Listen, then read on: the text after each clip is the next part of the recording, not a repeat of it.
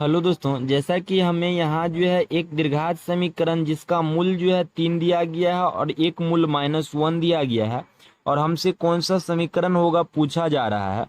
तो देखिए यहाँ मूल किसे कहते हैं। तो देखिए जब कभी हम किसी भी द्विघात समीकरण को हल करते हैं और जो x का मान आता है उसी x के मान को जो है हम लोग मूल कहते हैं, या इसी मूल के जगह कभी कभी हल भी दे देता है या इस हल के जगह कभी कभी शून्यक भी दे देता है। तो तीनों जो होता है वो एक ही होता है, यानी कि वो तीनों x का मान ही होता है।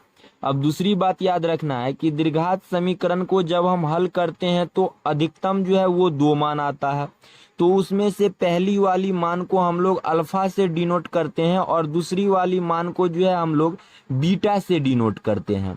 तो पहली वाली मान यहाँ जो है यानी कि 3 है, तो अल्फा बराबर 3 हो जाएगा। इसी तरह दूसरी वाली मान यानी -1 है, तो बीटा बराबर -1 हो जाएगा। अब देखिए हमसे समीकरण पूछा जा रहा है कौन सा होगा। तो समीकरण निकालने के लिए कुछ इस तरह फॉर्मूला होता है और इस फॉर्मूला में क्या है कि x² minus alpha plus beta into x plus alpha into beta बराबर 0 होता है। समीकरण निकालने के लिए फॉर्मूला याद रखना होगा और इस फॉर्मूला में हमें अल्फा प्लस बीटा पता होना चाहिए। तो अल्फा तो हमें पता है कि 3 है और बीटा भी पता है कि -1 है। तो 3 और -1 को ऐड करेंगे तो कितना हो जाएगा, 2 हो जाएगा। यानी यहाँ अल्फा प्लस बीटा का जो मान हो जाएगा वो 2 हो जाएगा। उसके बाद अल्फा इंटू बीटा भी हमें पता होना चाहिए।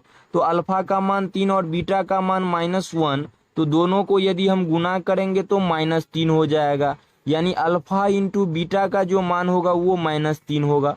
अब यहाँ x² की जगह हम x² को ही रखेंगे, उसके बाद माइनस के जगह तो माइनस ही रहेगा और अल्फा प्लस बीटा का जो मान है वो कितना 2 है और ये x के जगह x ही रहेगा। उसके बाद प्लस यहाँ है और जब अल्फा इंटू बीटा को हम सॉल्व किए हैं तो कितना -3 आ रहा है। यानी कि प्लस और माइनस क्या हो जाएगा, माइनस हो जाएगा। यानी कि -3 बराबर जो होगा वो 0 हो जाएगा। अब देखिए समीकरण जो हमारा बन रहा है वो कितना बन रहा है, x² माइनस 2x माइनस 3 बन रहा है। तो ये जो ऑप्शन हो जाएगा आपका बी नंबर हो जाएगा, ठीक ना। तो चलिए देखते हैं अगला क्वेश्चन। अब यहाँ जो है हमें एक समीकरण दे दिया गया है और हमें कह रहा है कि इस समीकरण को जो हल करने के बाद जो मूल आएगा उस मूल के 2 गुने मूल वाला हमें समीकरण कौन सा होगा पता करना है। तो देखिए सबसे पहले इस समीकरण को जब हम हल करेंगे तो 2 मान आएगा, एक तो अल्फा आएगा और दूसरा बीटा आएगा ना। तो इस हल करने के बाद इसे जब अल्फा आएगा और बीटा आएगा यानी 2 मान आएगा, तो इस समीकरण के मूल का सबसे पहले हम योग निकाल लेते हैं। तो अल्फा प्लस बीटा यानी मूल का योग निकालने के लिए फॉर्मूला जो होता है वो होता है -b/a और -b जो होगा यानी कि b जो कहलाएगा वो x के पीछे वाला मान कोफिशिएंट जो है वो b कहलाएगा। यानी b के जगह हम लोग क्या रखेंगे, -2 को रखेंगे और a के जगह x² के पीछे वाला जो मान होता है वो a कहलाता है और ये जो है c कहलाता है। तो x² के पीछे तो कुछ नहीं है यानी कि 1 है, तो a का मान क्या हो जाएगा, 1 हो जाएगा और b का मान क्या -2 हो जाएगा। तो यहाँ हम यदि -2 रखेंगे तो माइनस और माइनस क्या प्लस हो जाएगा, यानी कि अल्फा प्लस बीटा का जो मान होगा वो 2 हो जाएगा। इसी तरह अब एक मूल तो बीटा था, तो अब हम क्या करेंगे, अल्फा इंटू बीटा यानी कि मूलों का गुणनफल निकालेंगे। तो मूलों का गुणनफल निकालने का फॉर्मूला c/a होता है।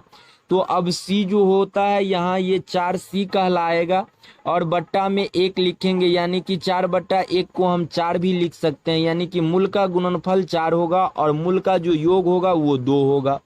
लेकिन हमें तो कह रहा था मूल के 2 गुने मूल वाला समीकरण चाहिए।